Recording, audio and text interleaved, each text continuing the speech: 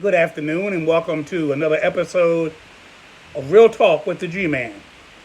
We're trying something new today. We're trying to record via YouTube, and this will be posted on my YouTube channel. All you have to do is go to G. William Scott, put that in your browser when you get to YouTube, and it'll take you right to all of my videos, both past and this present one. I hope that everyone is doing well on this March the 7th. I believe it's March the 7th, 2020, as we continue on with our going through this pandemic of the coronavirus. You know, many people are still unemployed, or many people have lost their jobs. Many businesses are closed. Restaurants and the like, even hotels and others are closed right now. Stores are closed early or totally closed altogether. And we're going through. And I hope everyone's following the guidelines to keep yourself and your family safe from contracting this dreaded disease, this coronavirus disease. I want to remind you of some of the things that you need to do. In terms of cleaning, how to stay in your home, how to prepare to stay in your home, you need to clean, and we do that by using soap.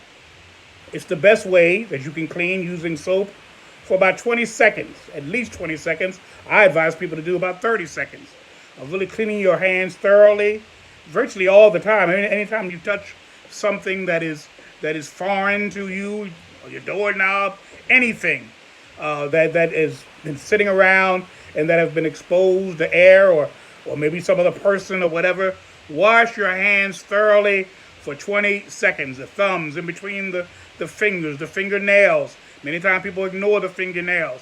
The fingernails get a lot of crust and grime in them. So clean your hands thoroughly with soap. I would say antibacterial soap would be the best. Or if you need to, hand sanitizer. Make sure that it's alcohol-based so it can kill some of the germs that you may contract by using your hands. Disposable gloves for handling things might be contaminated. Do not wash or reuse the glove. Once you've used the glove, dispose of it. Disinfectant wipes. You find them, baby wipes are perfect.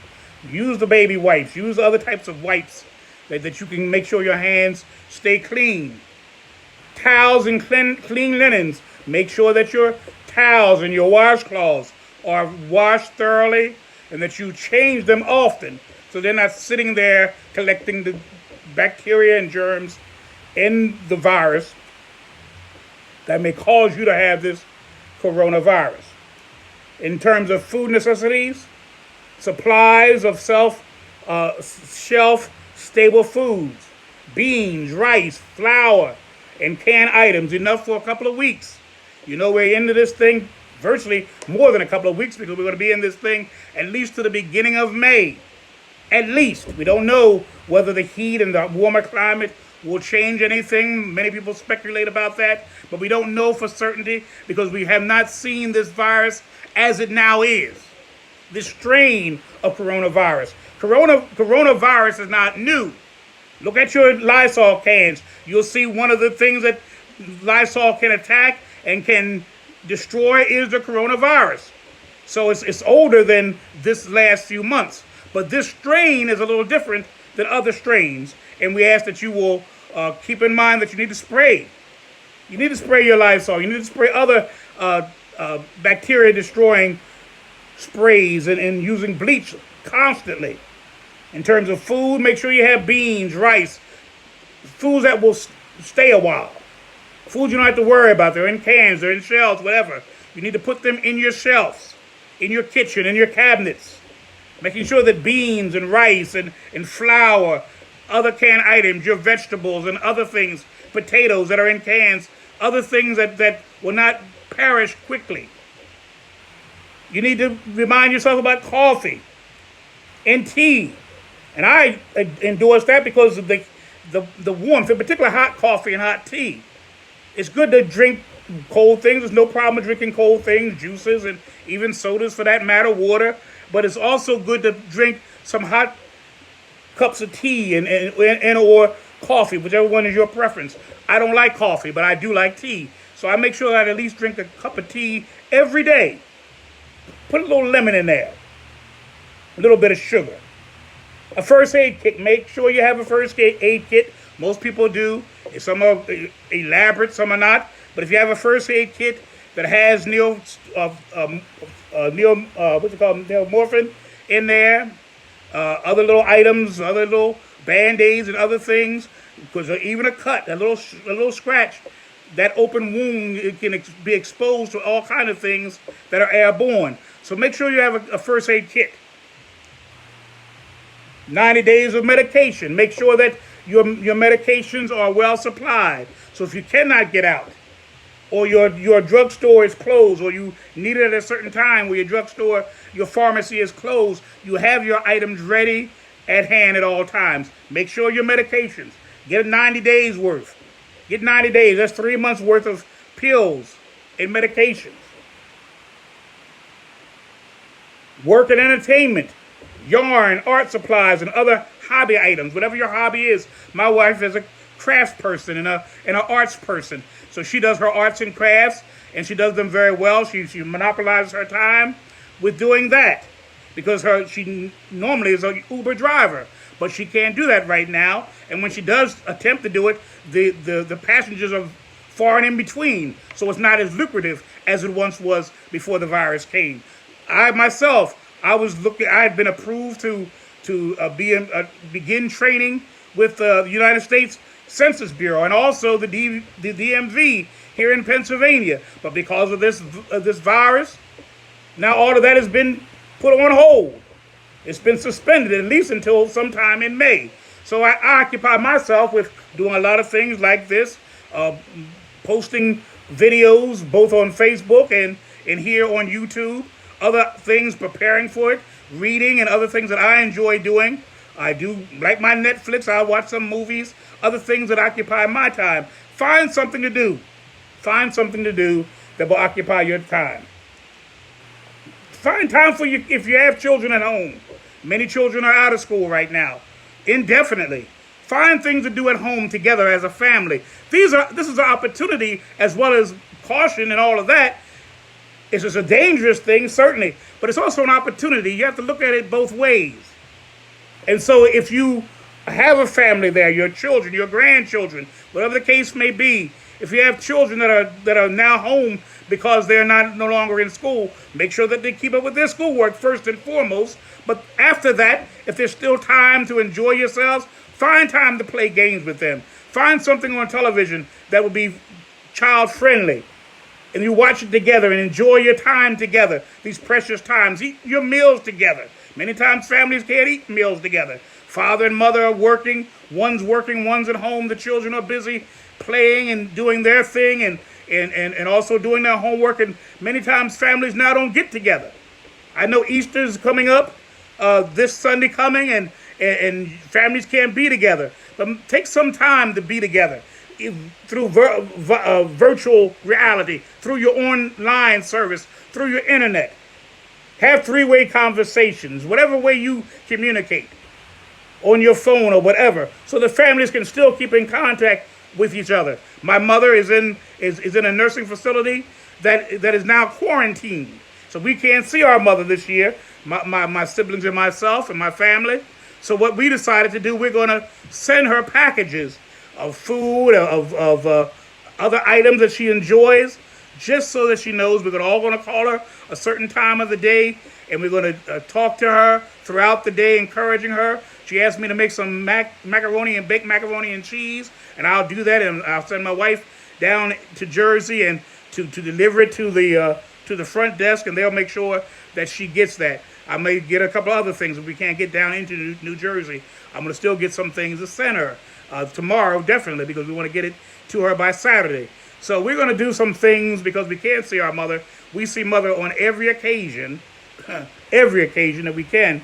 And so this year we cannot do it. She's in a quarantine situation. We cannot go there to visit her, but we can, like what the old bishop used to tell me, if you can't go, send go.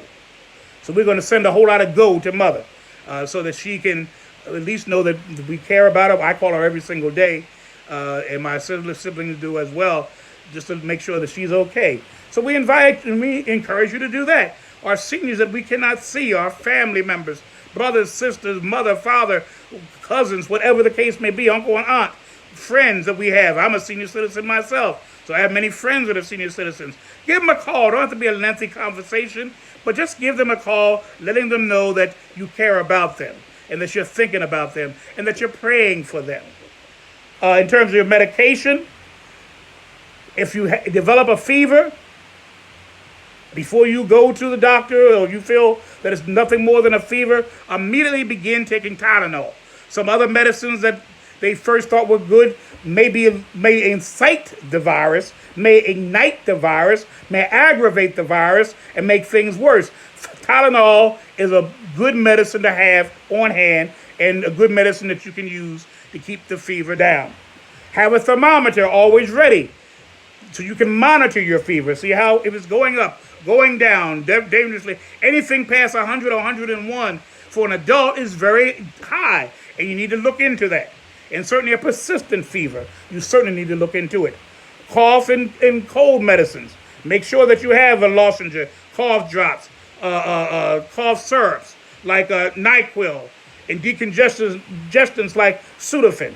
Make sure that you have that. If you have trouble breathing the air, a humidifier can also help with a cough that makes your sleeping better. I have a CPAP machine because I have sleep apnea. But there are other machines out there that are for public use that are humidifiers. You can buy them very inexpensively. And if you have one, begin using it. If you need to purchase one, purchase it because it will help you breathe pure air. And it'll help you breathe if you certainly have a cough. Rehydrate yourself. Many times you get dehydrated, and particularly if you have a fever, you get dehydrated. And so you need to rehydrate yourself. Drink Gatorade and other things like that. Get yourself a scoop of sugar and a pinch of salt and put them in a drink or two. Drink plenty of water. It's so very important. So these are the little tips that we wanted to give you as we continue in our journey with this coronavirus pandemic that we're now living in. We want to keep you in mind, keep you in our prayers and in our thoughts. Call somebody right now after this video is concluded. Call somebody. Let somebody know in your family. Let somebody know your friends, your neighbors.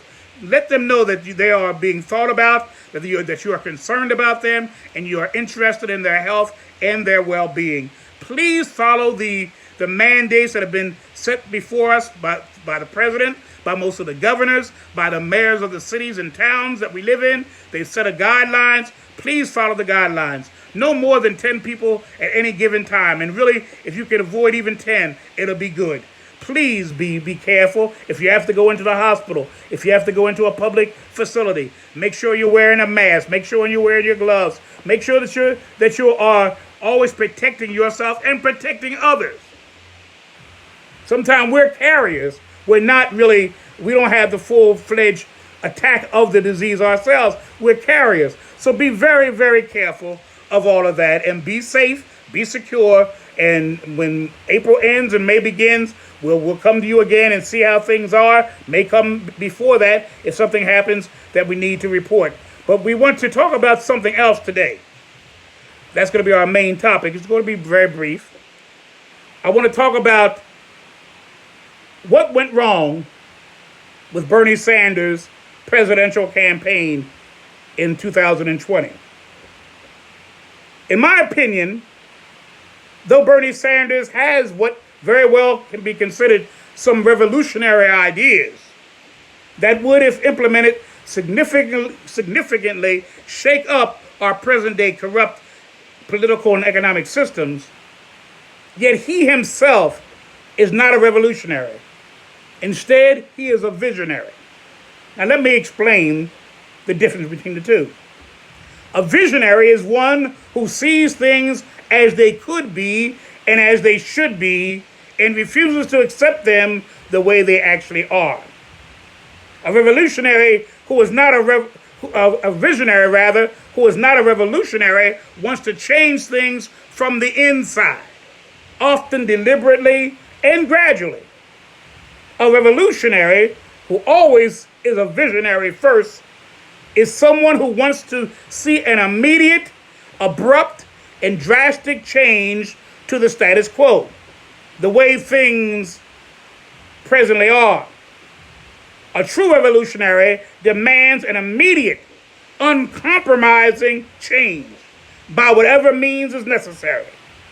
A revolution, in most cases, actually will require a violent confrontation with the powers that be. Seldom do people with systems willingly relinquish their power and influence to others without a fight. Let me explain that. Now, I know you're saying we don't want no revolution like that. We're not. But Bernie Sanders called his movement a revolution. And we're just describing what a revolution is. Now, maybe don't have to go that far. But we're going to talk about a revolution because we know Mahatma Gandhi was a revolutionary, but he was a nonviolent revolutionary. I believe Martin Luther King was a revolutionary, a nonviolent revolutionary. But they demanded immediate change and would do anything necessary, and did many things necessary to effect change.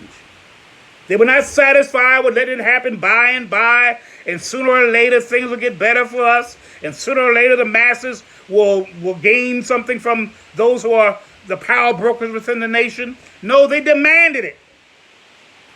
Had sittings, marches, protests.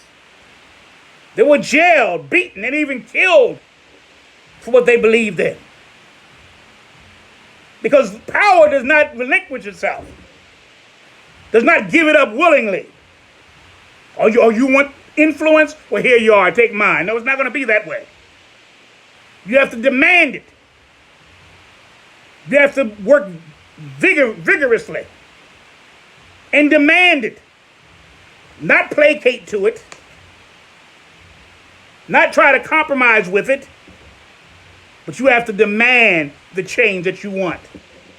Nobody, I want to say it again, nobody gives up power willingly. No one relinquishes their power and their grip on things willingly. You have to force the issue. You have to take matters into your own hands. A true revolutionary demands immediate, uncompromising change. Seldom do people and systems willingly relinquish their power and their influence to others without a fight. True revolutionaries are willing and, if necessary, prepared to take power away from those who wield it. Such revolutionaries include Maximilien Robespierre of France, Toussaint Louverture of Italy, of Haiti, Samuel Adams, Patrick Henry, George Washington, Thomas Jefferson of the United States, Vladimir Lenin, Leon Trotsky, and Joseph Stalin of Russia, Mahatma Gandhi of India, Mao Zedong of China, Emiliano Zapata of Mexico, Fidel Castro of Cuba, Ho Chi Minh of Vietnam, and Nelson Mandela of South Africa, to name a few. These were revolutionaries. Some used violence. Some used tactics, strategic tactics, but they all were committed to making a change in the nations, in the country, and the people most disenfranchised within their countries. They did not settle for trying to agree with and placate and try to stroke the egos of the powers to be. They knew they had to take power and demand power. Whatever means need to be used to do that. Bernie Sanders indeed has some very outside of the old order policies. Oh yes, he has some radical, they call them radical. Some of them aren't really radical, actually, if you think about it. Medicare for all is not a radical policy. Most countries in the world already have this, so it's not really radical. To make sure that every American, those with pre-existing conditions, Those even with terminal conditions have the right to have medical care. That's a right, not a privilege. And so certainly they have a right. We all have a right. All 300 and some million of us in this nation have a right to Medicare for all. We have a right to have livable wages, to earn livable wages, not meager pences, not something that keeps you in the poverty level, not something that requires you to have 2, 3, 4 jobs just to make ends meet. Everybody has a right to have livable wages. So yes, Bernie Sanders does speak outside of the box of the political arena. However, he does not have the revolutionary spirit to sever ties with old supposed allies, people he still refers to as decent and their friends, and people that he feels could beat the present president, Donald J. Trump. He doesn't have the revolutionary spirit that will completely break away from antiquated and self-serving political interests and methods in order to initiate a true revolution in America.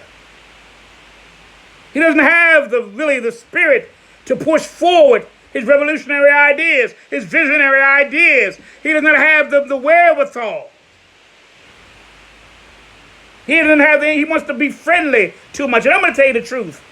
I was talking to and listening to some people, talking to others.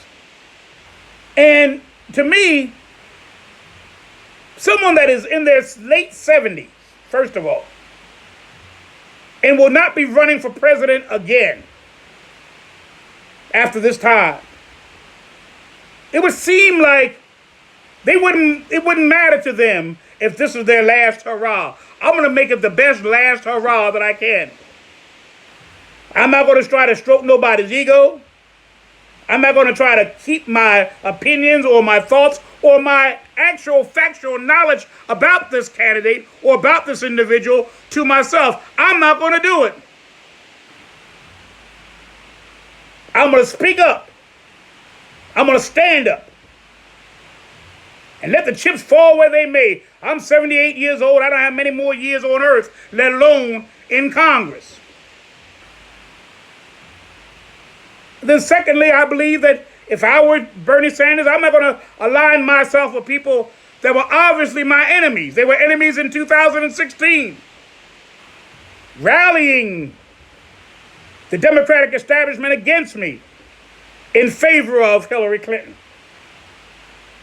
I thought he made a mistake when he went out to campaign for her like she was a good candidate. I think it's a mistake that he said during his Biden's run, and particularly after the others had dropped out. I think it's a mistake that he continues to refer to him as a friend, as decent, and one that could beat Trump. If this man is decent, if this man is not corrupt, if this man is honorable, if this man is your friend, and you believe he could beat Donald Trump in November, why should I take a chance on you? Someone who I already am suspicious that the programs and the plans and the policies and the platform that you stand on will not get congressional approval. Why would I vote for you?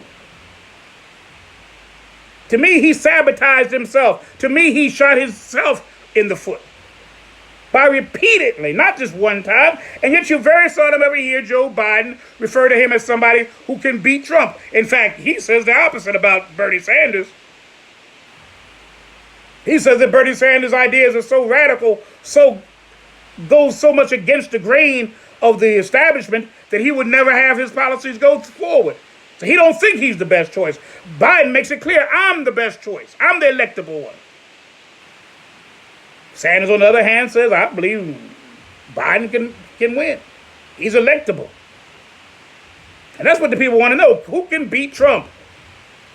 That's all they want to know. Who can beat Donald Trump in November? And naturally, someone who's already been the vice president of the United States 8 years, has been a senator for 30 plus years, who is, is very visible, very popular. Folk like him. They ignore some of the questionable decisions, some of the questionable things he's done. They ignore the fact that something is wrong mentally with him right now. He has too many gaffers, if you want to put it like that. Too many oops.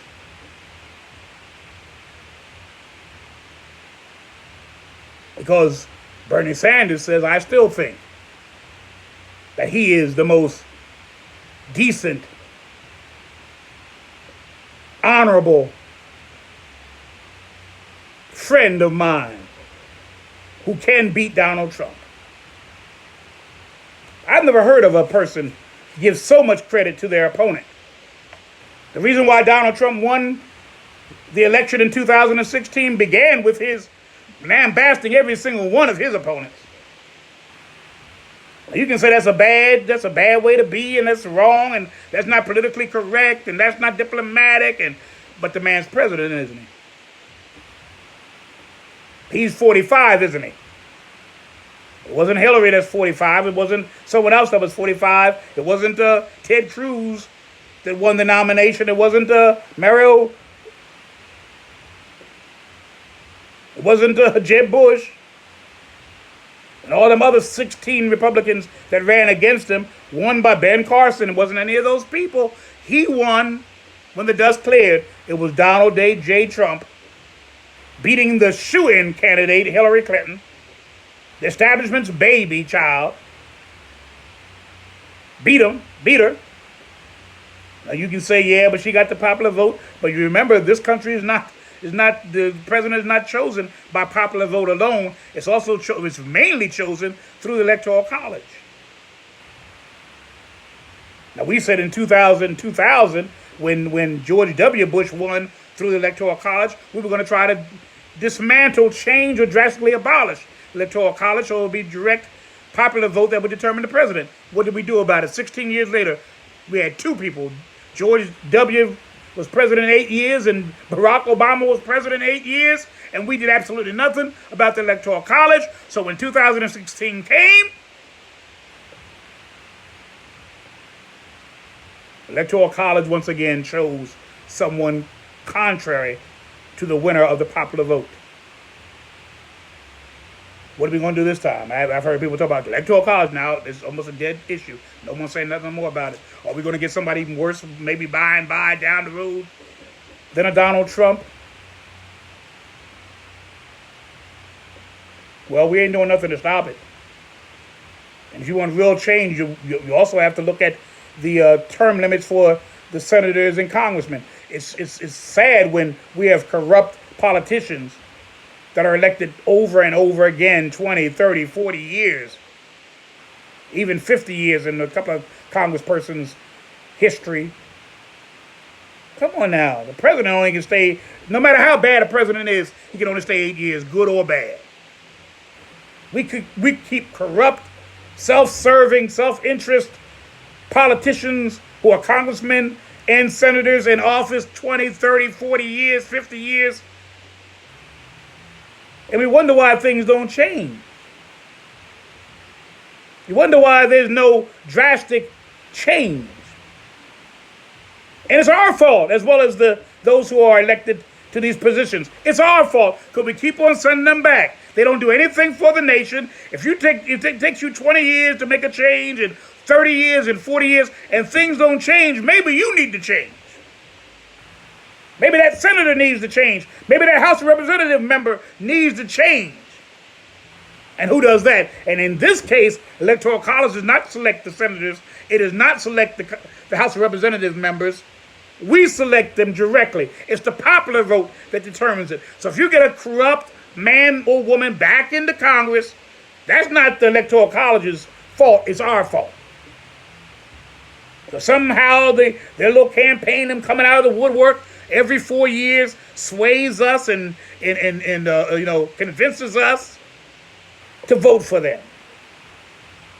If you've been in something 20, 30, 40 years, let's say you're on your own job and you haven't changed nothing, haven't improved your company's productivity at all. If anything, you've greased your own pocket. without helping the workers improve their lot, you think you're going to stay on the job 20, 30, 40, 50 years? I doubt it. But a senator can stay in there for 20, 30, 40, 50 years.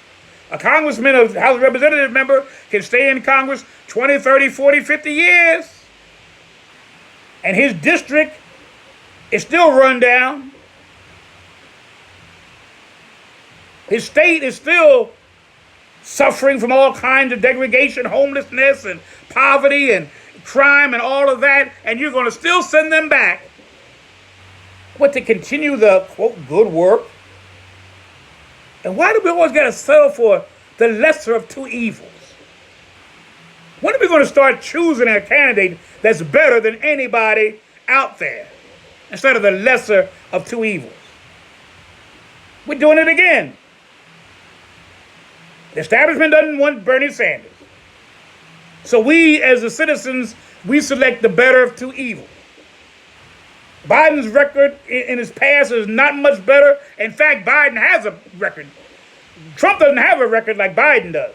Biden has a record of 40 years in public service. Trump has a record of, 4 years in public service in terms of political service. Biden has a history. And Biden has a present that's questionable. When you hear him speak, when you hear him discuss things, even with this coronavirus, he was talking about it. Stumbling and fumbling, couldn't even read the monitors. They had all the things written down. He couldn't even read it. Fumbling through things, have to correct himself, have to go over it again and again. Confusing his wife with his sister. Not knowing what the Declaration of Independence says. One of the most popular phrases under God indivisible, with liberty and justice for all. He forgot what it said. Stumbling for what? Well, you know what it means. You know what it says. Come on, people. But let's get back to the situation that we're talking about now. To be honest with you, I don't believe any present-day politician is ready to step into the role of an honest-to-goodness revolutionary that will do all that it takes to make a change happen. I looked at this coronavirus relief package, this bailout package, if you will, that's supposed to be helping the American people, but it really is going to help big business way more than it is the citizens of this nation. Even small business are going to suffer compared to the big conglomerates that'll get the most out of this. And you have AOC, Alexandria Ocasio-Cortez, standing up in the House floor, arguing vehemently, strenuously, ranting and raving about the corruption of this bill. How it's not going to benefit anybody who is poor, who really needs the help, the working man who needs the help, the working woman that needs the help, people that are disabled, people that are poor folk, the most disenfranchised in this country that need the help. She was ranting and raving heroically, as was Bernie Sanders, as was Ilhan Omar, as others who were considered progressives, standing up in the Congress, standing up there in the Senate House, arguing against this bill. But you know one thing? Every one of them voted for it. See, rhetoric and reaction is two different things. Your actions, I like what it used to be an old saying, and it was one of my favorite sayings. What you are speaks so loudly, I can hardly hear what you say. So yeah, they ran and they raved and they got on the House floor and the Senate floor arguing against this awful bill, lopsided bill, one-sided bill. And yet, 96 of the 100 senators voted for it. The majority of the House members, including every one of the progressive leaders in the House, voted for it. Now we hear them talking about we're going to do another fourth package. And what do you do with the first one? You approved it. What do you do with the second one? You approved it. What do you do with the third one? You approved it. Now you're talking about you're going to do a third one, a fourth one rather. And if it don't have what you want in it, what are you going to do? I would say absolutely nothing but sign it. Come on, people, let's stop this. Every one of them is too willing to acquiesce, compromise, negotiate, and even support the standard bearers of their political party's position. Lest we forget, it is the standard bearers who push for, vote for, and guarantee that the interests of the one percenters, the oligarchs, and the billionaire class, and special interest lobbyists are given all that they demand, rather than addressing and meeting the wants and needs of the majority of the American citizens. Most of what the power brokers want, most of what the one percenters want, most of what the special interest groups want and demand, because they're shoveling out the monies to these candidates, to these offices that are elected by us. So they say about 80 or 90% of the bills that are pushed through are bills that satisfy their interests, not the interests of the American people. And yet we're the ones who vote for them. And like I said, other than the president, we vote directly for our governor. We vote directly for our mayors. We vote directly for our senators and for our congresspersons, our House of Representative members.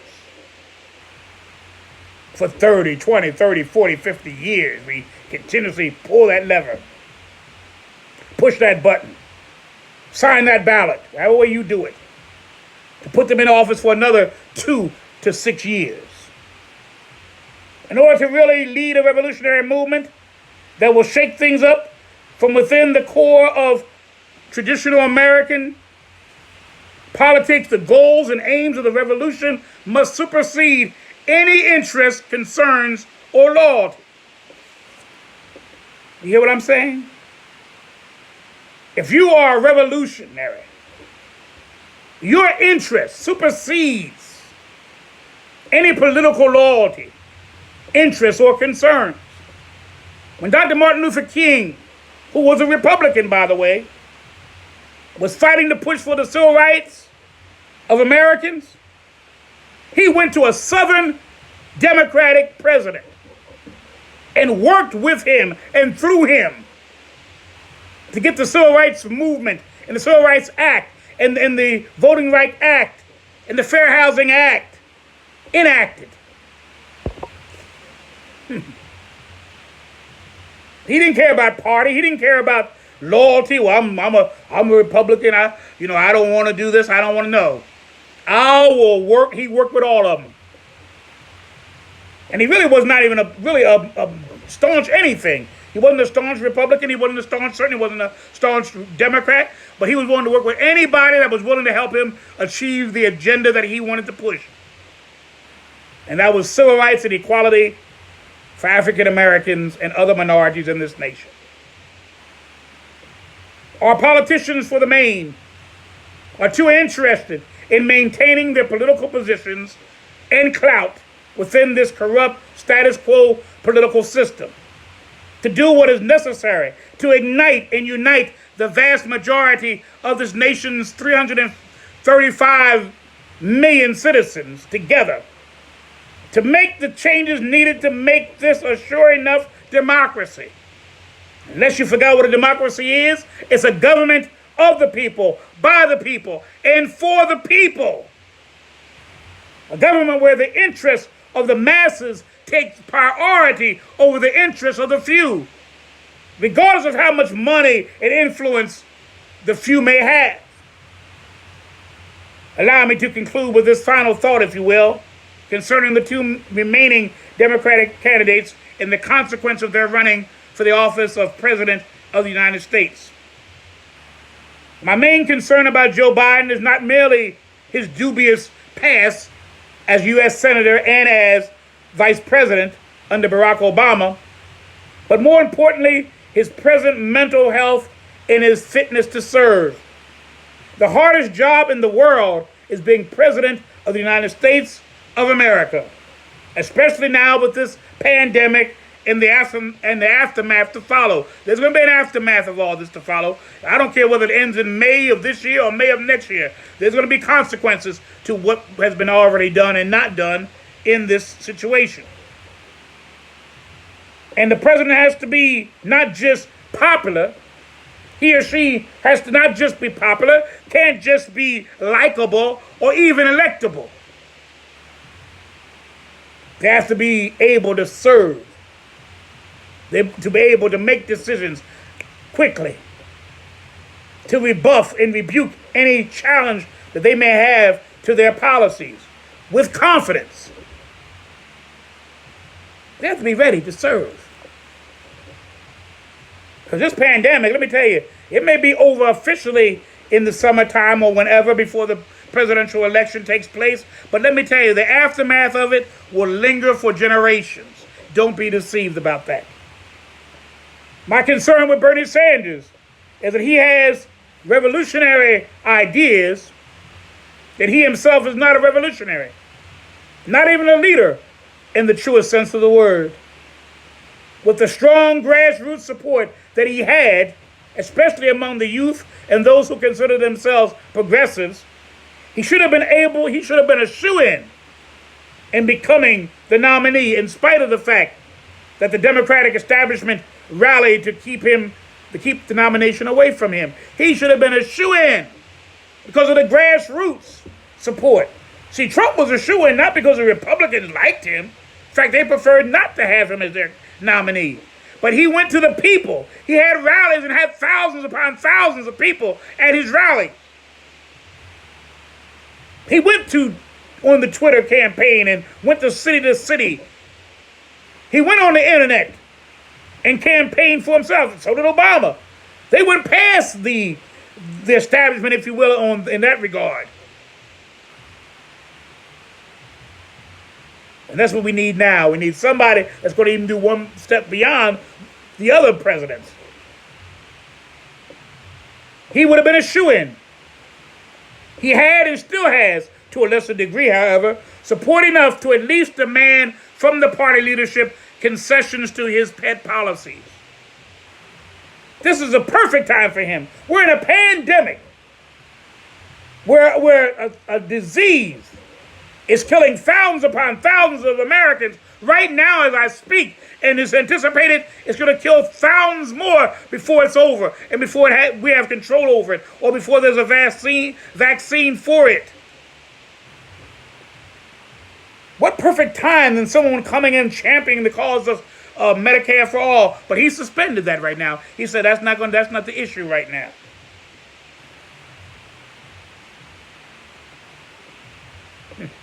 Still saying that he's going to back Joe Biden, who can't even articulate anything of viable significance as it relates to combating this pandemic. But his spirit of acquiescence and need to still seek to be friends with the Democratic power brokers like Biden, Clinton, Obama, Schumer, Perez, and Pelosi will not allow him to take the stand needed to satisfy his base support in the vast number of American citizens. Our nation needs a strong leader, and not one who can only give a soul-stirring speech. And sadly, unless one arises, we may very well have 4 more years of President Donald John Trump Sr., whose popularity is not surprisingly increasing because no one within the Democratic Party has proven to be a strong, decisive, level-headed, and unswerving leader. That's it in a nutshell. If the Democratic Party wants to win, it needs to select, and ultimately the Democratic people that vote need to vote for someone who can beat Donald Trump because he has ideas, he has the ability to stand up to Donald Trump and even his own party if necessary. Donald Trump stood up against the Republican Party and changed the Republican Party probably forever, and certainly for the next generation or two. The things that he's done has been a little bit Republican, a little bit Democrat, a little bit Libertarian, a little bit of this, a little bit of that, a whole lot of Donald Trump. But it's worked for him. We don't have a candidate in the Democratic Party that's willing to stand and can stand the scrutiny that Donald Trump will, sure enough, bring to the table. We don't have someone who's taken this opportunity, this tragedy, and made it into an opportunity to prove that they have the capacity to lead this nation out of a crisis. One talks a good game but does nothing. The other doesn't even know what to say about what to do. Like they said in Shakespeare, "Oh, lamentable day."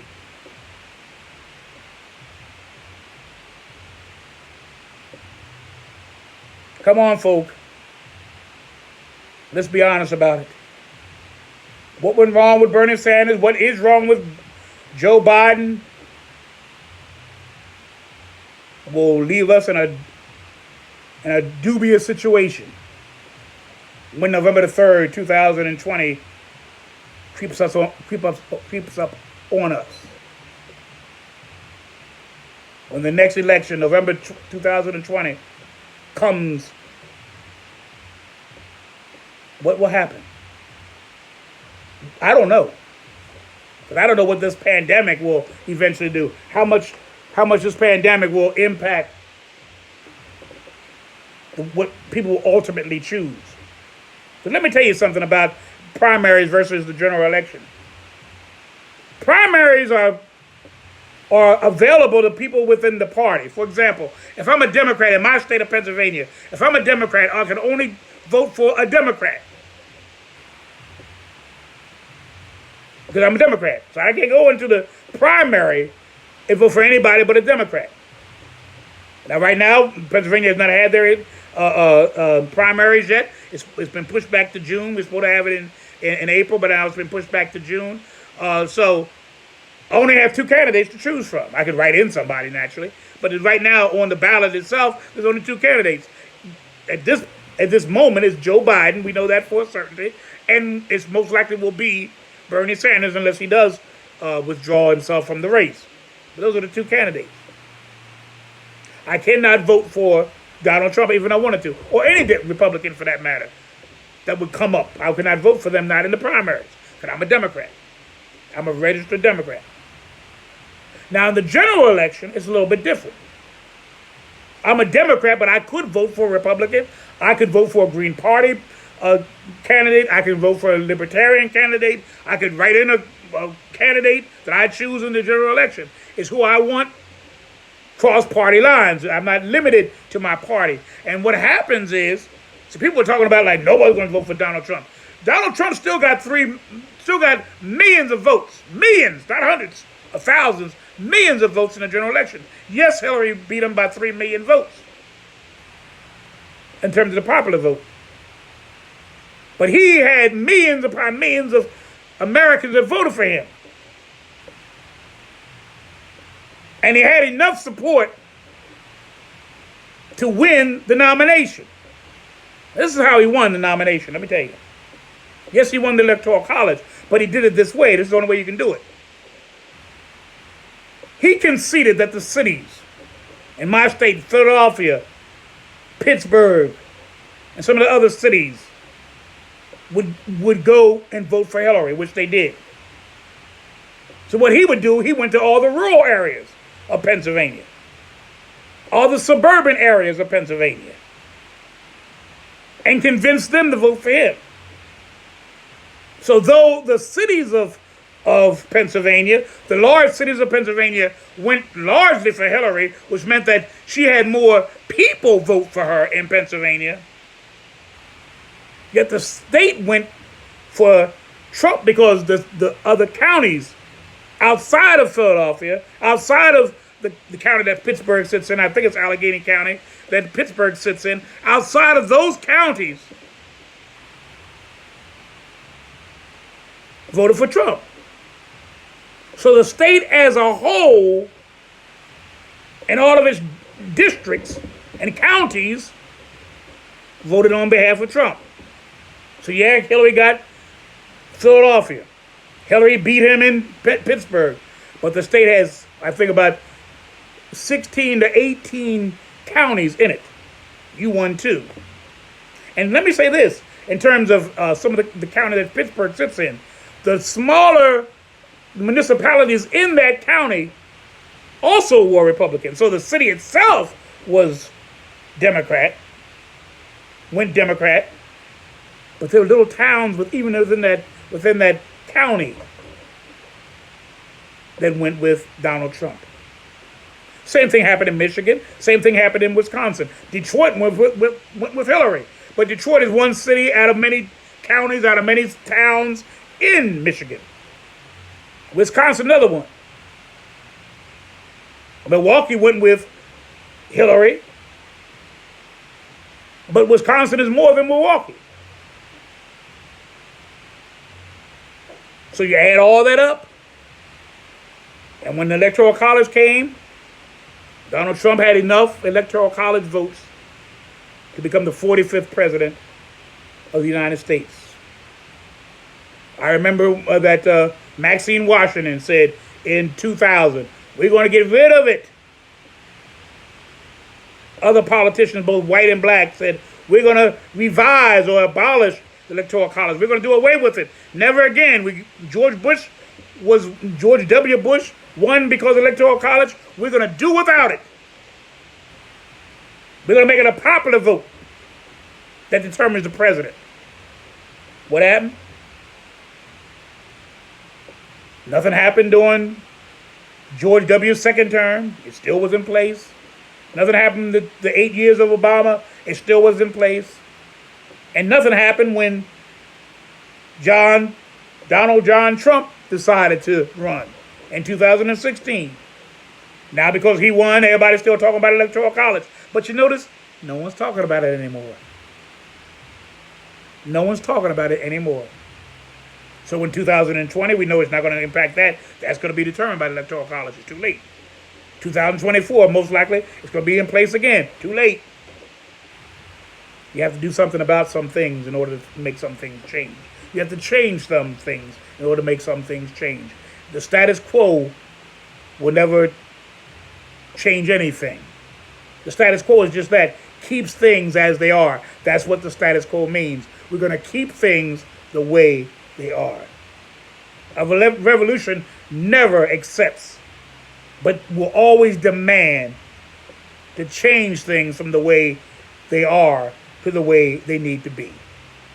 And until we get a politician that really changes things the way they are and change them to what they should be, nothing will ever change in the United States of America. Well, until next time, dear hearts, tell somebody about this program. Tell somebody that we're now taping through YouTube.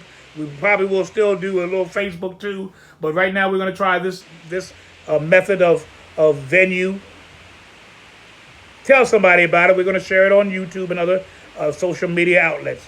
But tell somebody about this program. Share it. Invite them to follow us, to subscribe, to hit the bell, which will give you a notification. Like our video and all the rest. And until next time, be blessed, be safe, and be careful. Bye.